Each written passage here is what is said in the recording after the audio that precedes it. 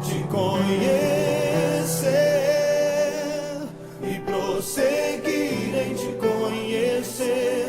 É tudo que eu quero pra minha vida, Senhor.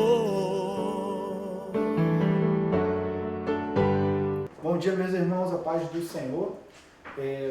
Mais um sábado aí que a escola bíblica online, dominical, online, agora online, na Igreja de Nova Vida em Porto da Pedra. Nós vamos dar continuidade à nossa aula, né, de segunda epístola de Pedro, né. Na última aula nós demos a introdução à epístola, né. A gente falou aí sobre o autor dessa carta, quando foi que ele escreveu, de onde escreveu, para quem escreveu, por que Pedro escreveu essa carta lá com o objetivo de exortar os irmãos ao conhecimento da Bíblia, conhecimento da Palavra de Deus, ao relacionamento com o Senhor e adverti-los contra os falsos profetas que estavam adentrando a igreja, estavam entrando na igreja ali com as suas heresias, tá? Com os falsos ensinamentos que não provêm do Senhor Jesus. Depois estudamos do versículo 1 até o versículo 11 e hoje a gente vai dar continuidade para fechar o capítulo 1, para passar aí para a próxima irmã que vai dar o capítulo 2, tá? Nós falamos também aí um breve panorama da carta, um esboçozinho da carta, né? Que do capítulo 1 fala da importância de conhecer a Deus, de conhecer a sua palavra. Capítulo 2 que vai falar lá da advertência contra os falsos mestres, os falsos profetas. E o capítulo 3 que vai tratar da volta do Senhor Jesus. Tá? Então a gente viu isso aí na aula passada. E agora a gente vai ver do versículo 12 ao versículo 21, aqui de 2 Pedro, capítulo 1. Vamos orar? Amado Deus e Pai, Senhor Deus da glória, Pai, em nome de Jesus, nós estamos reunidos, Senhor meu Deus, para estudar a Tua palavra, Pai, a palavra do Senhor, Pai. Fala conosco, nos ensine, Pai, o professor é o Senhor, sou apenas um instrumento do Senhor aqui, Pai. Ô Senhor Deus, venha estar abrindo os olhos do nosso entendimento para compreender a Tua Escritura, Senhor Deus, a Tua palavra, Pai. Fala conosco, Pai, nas linhas e entre as linhas, Pai, aquilo que a Tua palavra ensina, Pai. Que o Teu Espírito Santo tenha prioridade, primazia aqui no meio de nós para nos ensinar. Fica conosco, Pai, nos ensina em nome de Jesus, Pai. Amém. Então vamos lá, 2 Pedro, capítulo 1, verso 12. Eu vou ler do 12 até o 15, tá, irmãos? Aí depois a gente vai comentando aí. Versículo 12. Por esta razão sempre estarei pronto para trazer-vos lembrados acerca destas coisas, embora estejais certo da verdade já presente conosco e nela confirmados. Tá? Embora esteja lembrados acerca dessas coisas. A gente vai falar que coisas são essas que ele tratou na última aula. Verso 13. Também considero justo, enquanto estou neste tabernáculo, despertar-vos com essas lembranças. 14. Certo de que estou prestes a deixar o meu tabernáculo, como efetivamente nosso Senhor Jesus Cristo me revelou. Mas, de minha parte, esforçar-me-ei diligentemente por fazer que, a todo tempo, mesmo depois da minha partida, conserveis lembrança de tudo. Então, irmãos, no versículo 1 até o 11 da última aula, Pedro, ele fala na sua epístola que Deus, ele nos tem dado tudo para que venhamos a entrar na vida eterna e a viver em piedade, viver com amor para com o nosso semelhante, para com o nosso próximo. Deus nos tem dado tudo para que isso ocorra, para que venha a restaurar a vida eterna no homem. O homem perdeu a vida eterna lá no Éden e Deus, ele restaurou. Aquilo que o homem perdeu, só Deus pode restaurar. A comunhão com ele, só ele pode restaurar essa comunhão. Tá? O homem ele pode criar diversas religiões, mas nenhuma delas vai restaurar a comunhão com o Senhor, vai trazer a vida eterna para o ser humano. Só através do próprio Deus. E Deus providenciou isso quando Ele enviou o seu Filho Jesus Cristo para a humanidade. como diz lá em João 3,16, porque Deus amou o mundo de tal maneira que Ele deu o seu Filho unigênito para que todo aquele que nele crê não pereça, mas tenha a vida eterna. Então Ele deu. Então, a primeira coisa que o Senhor nos deu para restaurar essa comunhão foi o Senhor Jesus, o seu Filho unigênito. O Verbo vivo de Deus veio a este mundo, habitou entre nós. O Verbo se fez carne e habitou entre nós. O Senhor Jesus veio e morreu por mim e por você. Mas Ele venceu a morte e Ele ressuscitou, restaurando a comunhão do homem para com Deus. Ele é o mediador perfeito entre Deus e os homens, porque Ele é tanto homem, 100% homem, quanto Ele é 100% Deus. Por isso Ele é o mediador perfeito. Ele é o único mediador. Mais para frente a gente vai ver isso aí. Então a primeira coisa que Deus nos deu foi o Senhor Jesus. Depois Ele deu a palavra de Deus lá, desde do Êxodo, de Moisés no deserto.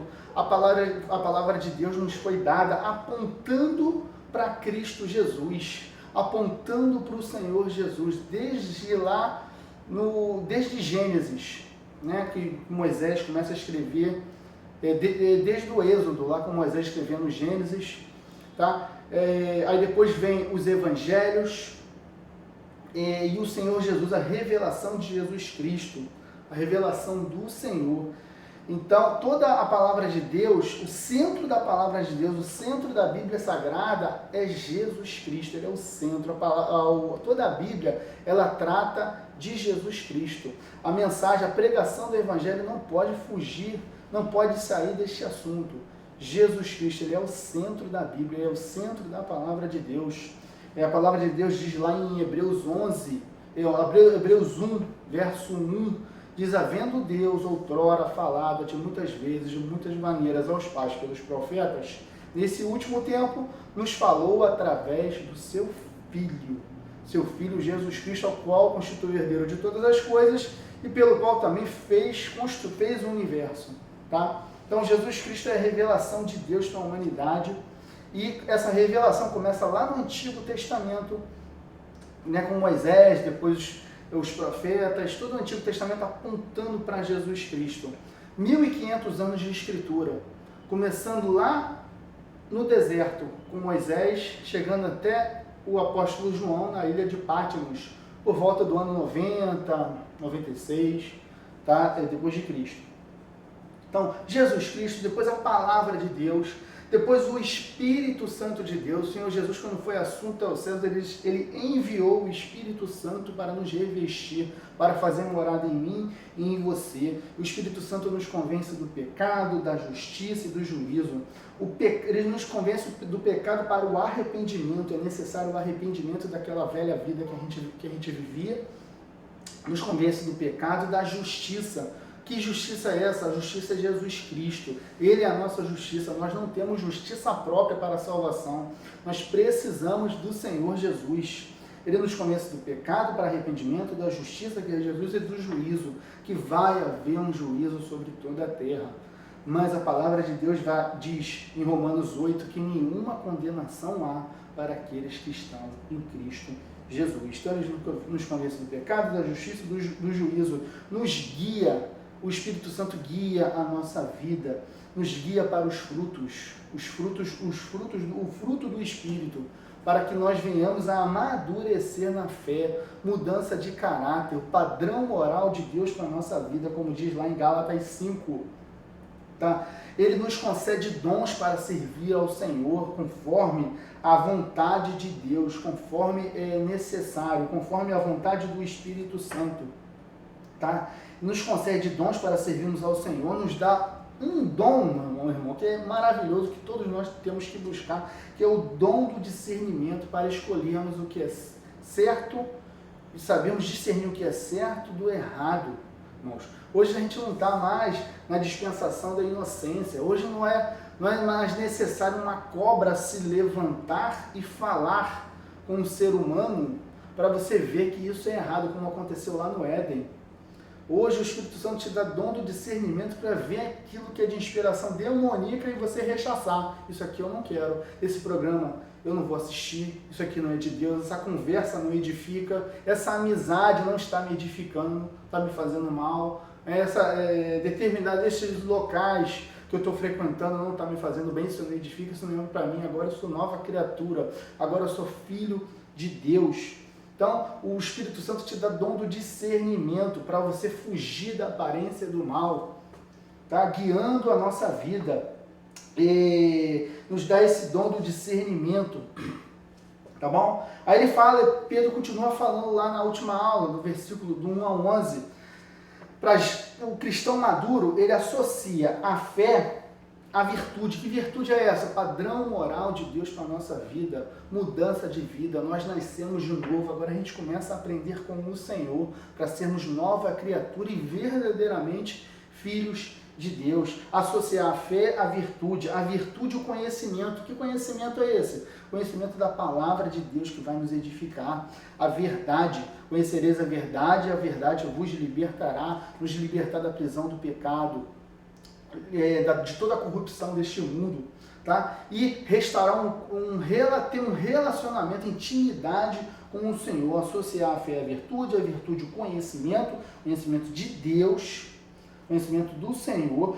Associar o conhecimento, domínio próprio, autocontrole. O cristão ele é temperante, ele se domina, ele coloca os desejos da sua natureza carnal submissa a Cristo Jesus. Agora quem controla a nossa vida é o Senhor, tá? Então a gente coloca a nossa vida sujeita ao Senhor, os nossos desejos, é da vontade de Deus isso? É da vontade de Deus que eu faça, que eu haja dessa forma, que eu pense assim? Então a gente tem que colocar submisso à vontade do Senhor Jesus. Associar a fé à virtude o conhecimento, o domínio próprio, que é o autocontrole. E o autocontrole também, no momento de dificuldade, a gente se mantém firme, a gente não se desespera.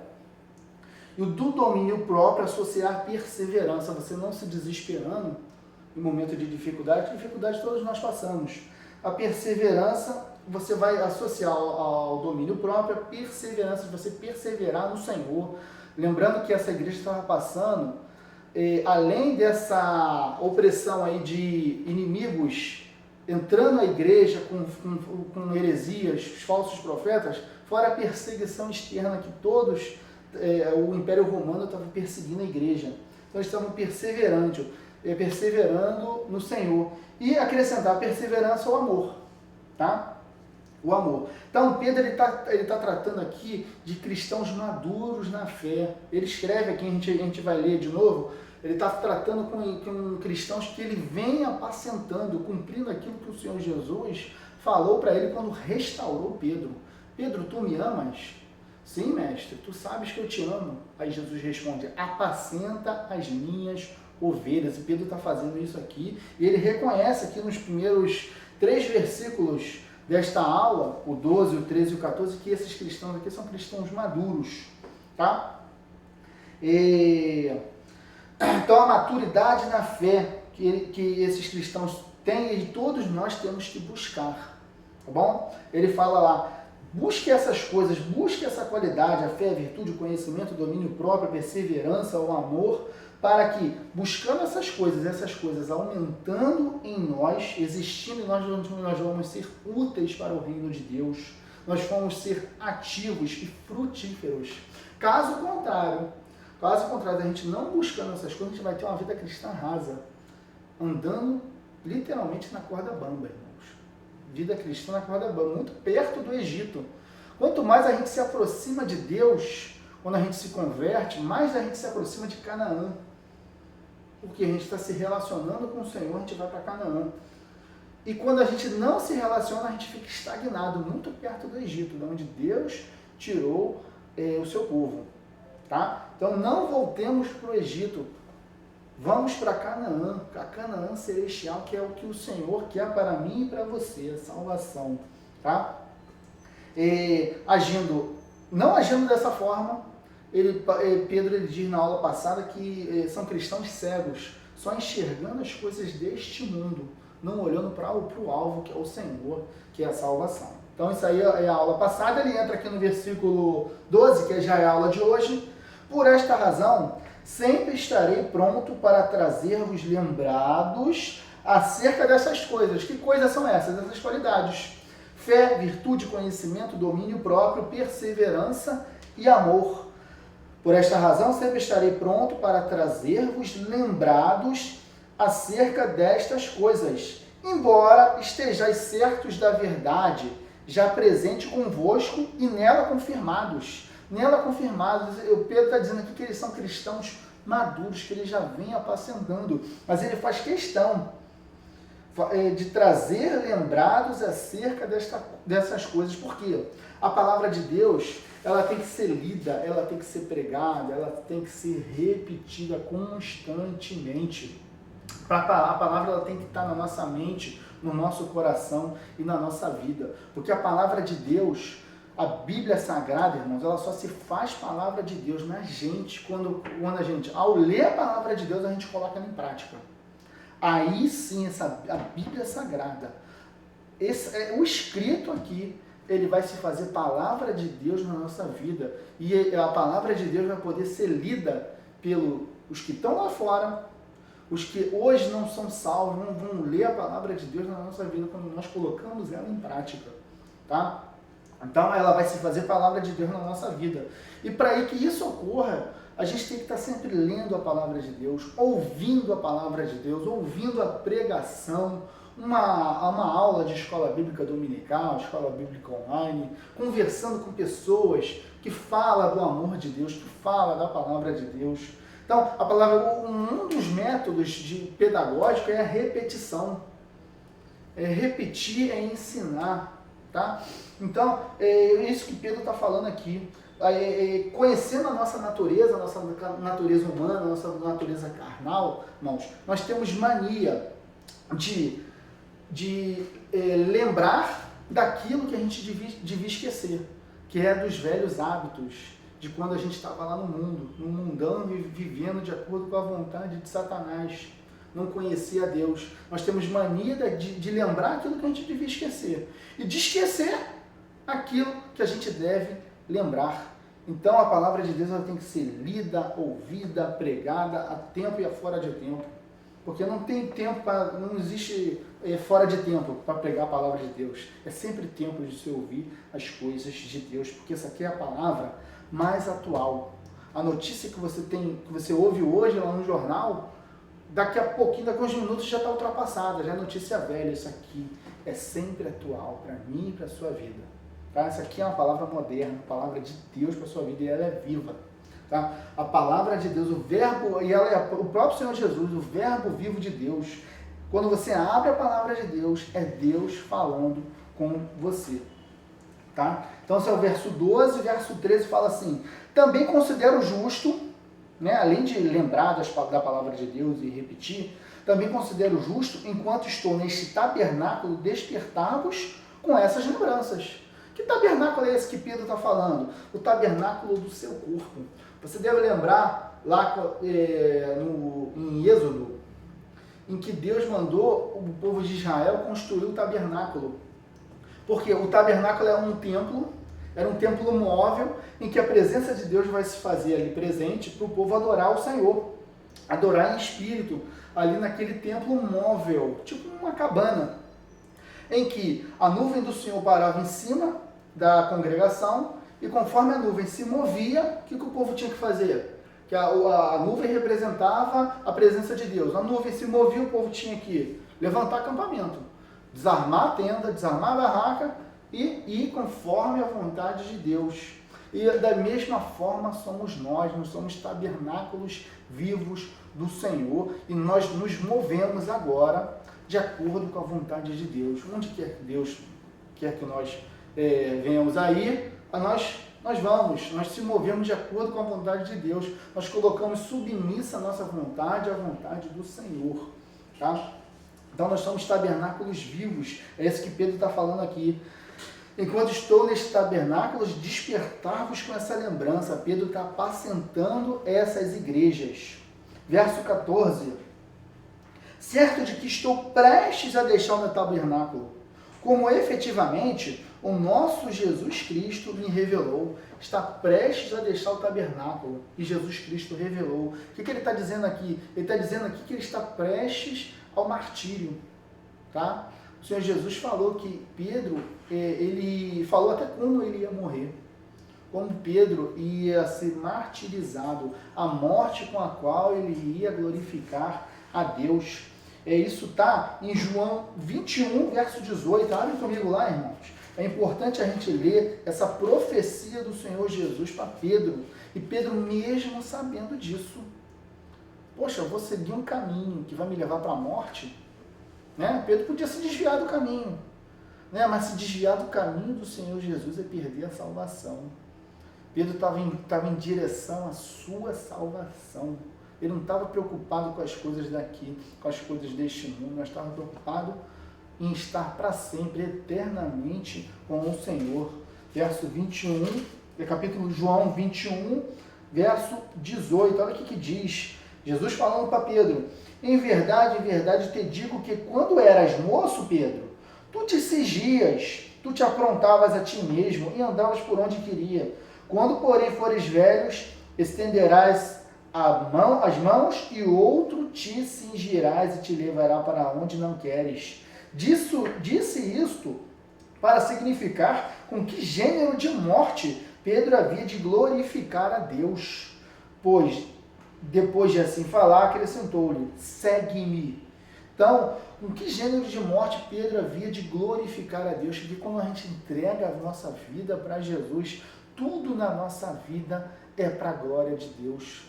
Tudo que as nossas escolhas, os nossos objetivos, a nossa vida, o nosso andar, o nosso caminhar, o nosso falar é para a glória de Deus. 1 Coríntios 10, 31 diz: quer comais, quer bebais, quer fazer qualquer outra coisa, tudo façais para a glória do Senhor, porque agora você é dele. Ele te comprou, irmão. Você entregou a sua vida para Jesus, agora você pertence a Ele e a sua vida é para a glória do Senhor. Esse é o verso 14. Então, o Senhor Jesus revelando como Pedro ia morrer.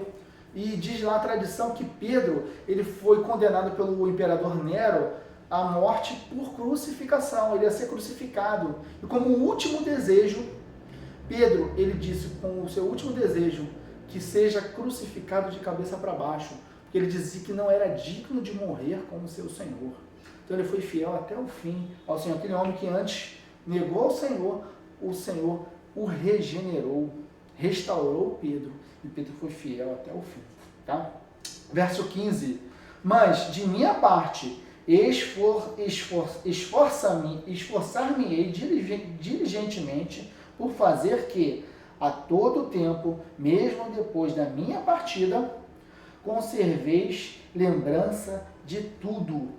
Isso é, mesmo depois da partida, ele está falando que essa igreja aqui, que ele está se preocupando que eles conserveis a lembrança de tudo que ele está falando, de tudo que ele está ensinando. Por quê? Porque o Espírito Santo de Deus estava revelando a Pedro a palavra que ele está escrevendo aqui para essa igreja e deixando para hoje, essa manhã agora, que você está lendo, essa epístola para a igreja de Nova Vida em Porto da Pedra. Você que está aí em casa estudando com a gente, tá? Então Pedro, o Espírito Santo está tendo esse cuidado. Então, esses escritos, irmãos, que começou 1500 anos antes de Cristo, lá no deserto, esses escritos chegou até nós. 2000 anos depois de Cristo, a palavra está intacta. A palavra está limpinha, chegou até nós, pura. Isso aqui é um milagre. Se você tem a Bíblia, você está com a sua Bíblia na mão aí, irmão, você está com um milagre nas mãos. Tá? Que o Senhor conservou a palavra dele. Tá bom? Verso 16. Porque não vos demos a conhecer o poder e a vinda de nosso Senhor Jesus Cristo, seguindo fábulas engenhosamente inventadas, mas nós mesmos fomos testemunhas oculares da sua majestade. O que Pedro está falando aqui? Porque nós não demos a conhecer o poder e a vinda do nosso Senhor seguindo fábulas Pedro ele não está seguindo a religião do homem, ou religião inspirada por anjos ou por demônios. Ele não está seguindo invenção de vãs filosofias, mas tudo que ele aprendeu com o próprio Deus.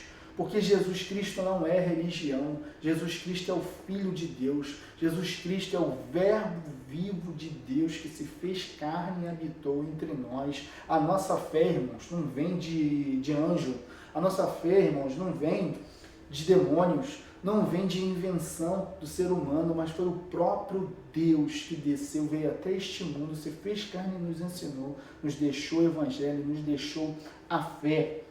Então, alegremos-nos com isto. Tá? Você está seguindo o Senhor, o próprio Deus. Jesus Cristo não é religião, Ele é o Filho de Deus.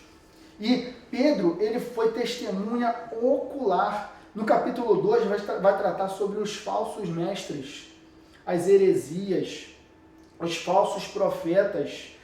E Pedro está falando que nenhum deles que estão adentrando a igreja, que estão ensinando essas coisas, ensinando a heresia, foram testemunhas oculares do Senhor Jesus, diferentemente do apóstolo Pedro, que aprendeu aos pés do Senhor, aos pés de Deus. Tá? Então Pedro andou com o Senhor, aprendeu com o Senhor, ele foi testemunha ocular. Então nós devemos seguir, irmãos, os ensinamentos dos apóstolos, que está aqui na Bíblia Sagrada, e não ensinamentos, irmãos, de falsos profetas que vieram aí há muito tempo depois, ensinando coisas diferentes da palavra de Deus. A nossa fé ela tem que se basear aqui, é na palavra de Deus. Tá? O Senhor Jesus deixou para Pedro, Paulo, o apóstolo João, Judas, irmão do Senhor, Tiago, irmão do Senhor, que tem a epístola de Tiago, a epístola de Judas, o Lucas, que escreveu o Evangelho de Lucas e o Atos dos Apóstolos, o evangelista Marcos, o evangelista Mateus, todos os escritos do Antigo Testamento, né? Começando por Moisés e os profetas, Isaías, Jeremias. Então, pessoas que tiveram a revelação do Espírito Santo e a palavra de Deus está aqui, para nós, para nos ensinar da parte de Deus. Então, qualquer doutrina, qualquer ensinamento que contraria a palavra de Deus tem que ser rechaçado. E para isso você tem que conhecer a Escritura, se relacionar com o Senhor, só através daqui, tá? Então, Pedro, ele foi testemunha ocular, ele tem autoridade apostólica para falar, diferente desses falsos profetas, ensinando diferente, tá? Gálatas 1, 8, 9, irmãos, cuidado, irmão, com religião que a revelação foi através de anjo, e não do próprio Senhor Jesus, porque muitas religiões dizem que foi o anjo Gabriel que revelou determinadas seitas, anjo Miguel, o anjo Rafael, e determinados. Olha o que diz o apóstolo Paulo em Gálatas 1, 8 e 9. Mas, ainda que nós, isso é, os apóstolos, ou mesmo um anjo vindo do céu vos pregue o evangelho que vá além do que vos temos pregado, seja anátema. Isso é, seja maldito. Assim como já dissemos, e agora repito, se alguém vos prega o evangelho que vá além que recebestes, seja anátema. O evangelho é de Jesus Cristo, segundo escreveu Mateus, Marcos, Lucas, João, as epístolas, pessoas que tiveram relacionamento com o Senhor Jesus, tá? Então, a palavra de Deus, irmãos, Jesus Cristo, ele diz assim: eu sou a videira verdadeira. Se Jesus Cristo, ele diz que ele é a videira verdadeira, ele é a videira verdadeira, é porque todas as outras videiras, irmãos, elas são falsas. Só Jesus Cristo é a videira verdadeira. Só através de Jesus Cristo é que vem o bom e perfeito vinho, que representa o sangue do Senhor Jesus, que nos lava, que nos limpa, que nos perdoa de todo o pecado. Só através de Cristo. Não há outro, irmãos. Não há outro. Ele é o único mediador perfeito entre Deus e os homens, porque ele é 100% Deus e é 100% homem. Ele é o único médium. O único médium é Jesus Cristo. É o único médium que te leva a Deus. Se ele diz, eu sou o caminho, a verdade e a vida, e ninguém vem ao Pai se não for por mim, Porque ele é o único caminho que leva para Deus. Os outros caminhos, irmãos, levam para o inferno. Ele é o único médium. E eu provo isso na Escritura. 1 Timóteo 2. Olha aqui que diz Timóteo. Olha como Jesus Cristo é um único médium. As religiões aí que falam de medianeiros, de mediadores, de mediação. O único médium é Jesus Cristo. 1 Timóteo 2,5, olha aqui que diz: porquanto há um só Deus e um só mediador entre Deus e os homens, Jesus Cristo, o homem. Ele é o único médium, ele é o único que vai te levar ao Senhor, ao Deus Pai. É o único que vai te levar para o céu. Tá, irmãos? Esse é o verso 16. Né? Lembra lá das bodas de Caná, em que Jesus ele foi convidado para um casamento, né? A festa estava boa, maravilhosa, e de repente acabou o vinho que representa a alegria, o vinho acabou. Aí Jesus Cristo foi lá e transformou a água em vinho. Aí pegaram aquela água transformada em vinho e levaram para o mestre-sala, para ele provar daquele vinho. Aí as palavras daquele mestre-sala foi, ao provar, experimentar daquele vinho, e foi fazer uma avaliação e fala, poxa, todos dão de cara o bom vinho e deixam o vinho de pior qualidade, o vinho ruim para o final. Depois que as pessoas já beberam, já estão fartas, né? Elas provam o vinho de qualidade inferior, o vinho ruim. Mas você faz diferente. Você guarda para o final o bom vinho, você conserva o bom vinho até agora, porque Jesus Cristo, irmão, ele é transparente. Ele entra com bom vinho no início e vai com bom vinho até o final. Ele é transparente, ele é verdadeiro, ele não engana, ele é luz para a nossa vida, irmãos. Diferente de outras religiões, irmãos. Jesus Cristo não é religião, Jesus Cristo é o Filho de Deus. Tem religião, irmãos, que coloca a Bíblia no início, te mostra a Bíblia, aí depois que entra com a Bíblia, que você entra na dele, começa a ouvi-lo, ele entra com uma revistinha que trata de outros assuntos, de outras doutrinas que vai além do que a Bíblia ensina, que contraria a palavra de Deus. A Bíblia era só só bom vinho no início, aí depois coloca um vinho ruim. Mas Jesus Cristo, ele entra com a sua palavra do início ao fim. Ele é verdadeiro, ele é transparente. Verso 17 diz assim, pois ele recebeu da parte de Deus Pai, honra, glória, quando pela glória excelsa, isso é, pela glória elevada, lhe foi enviada a seguinte voz, este é meu Filho amado, em quem me comprazo. Verso 18, ora, esta voz vinda do céu, nós a vimos quando estávamos com ele, isso é, com Jesus, no Monte Santo. Do que Pedro está falando aqui no verso 17 e 18? É uma situação, algo ocorrido com Pedro, Tiago e João, que está relatado lá nos evangelhos. Está aqui em Mateus 17, de 1 a 5, Marcos 9, de 2 a 8 e Lucas 9, 28 a 35, quando acontece a transfiguração do Senhor Jesus. O Senhor Jesus ele levou Pedro, Tiago e João para um monte, lá ele se transfigurou na frente dele, num corpo glorioso. Aí aconteceu que apareceu nas nuvens Moisés e Elias conversando com Jesus. E Pedro ele vê isso aí, João vê, Tiago, eles veem isso, né? Eles conversando com o Senhor Jesus. Aí Pedro, né? Nessa situação aí, Moisés representa a lei e Elias representa os profetas. E Jesus Cristo, né, o Filho de Deus, eles apontam para o Senhor Jesus, a revelação final de Deus. E é isso que representa essa passagem. Moisés, a lei, Elias, os profetas apontando para o Senhor Jesus. Aí Pedro, ele sem saber o que fazer, sem entender aquela situação ali, ele vira para Jesus e fala assim, mestre, façamos 3 cabanas, uma para o Senhor, outra para Elias e outra para Moisés. Isso é, equiparando os 3 a Jesus. Aí de repente vem uma voz do céu, numa nuvem, e diz, este é meu filho amado, a ele ouvi. Então, não é para fazer cabana para Moisés, não é para fazer cabana para Elias, tá? Igreja, irmão, não existe igreja de São Moisés, não existe igreja de São Elias, não existe igreja de São Pedro, de São João, de Santo André. A igreja é só de Jesus Cristo. É o único que é digno de honra, de glória, de louvor, de adoração, de prestar culto, de ser cultuado, de ser adorado, de ser ouvido. A Ele ouve. Assim diz a palavra lá nessa passagem de Marcos. Vamos dar um pulinho lá? Marcos 9. Marcos 9, 2 a 8.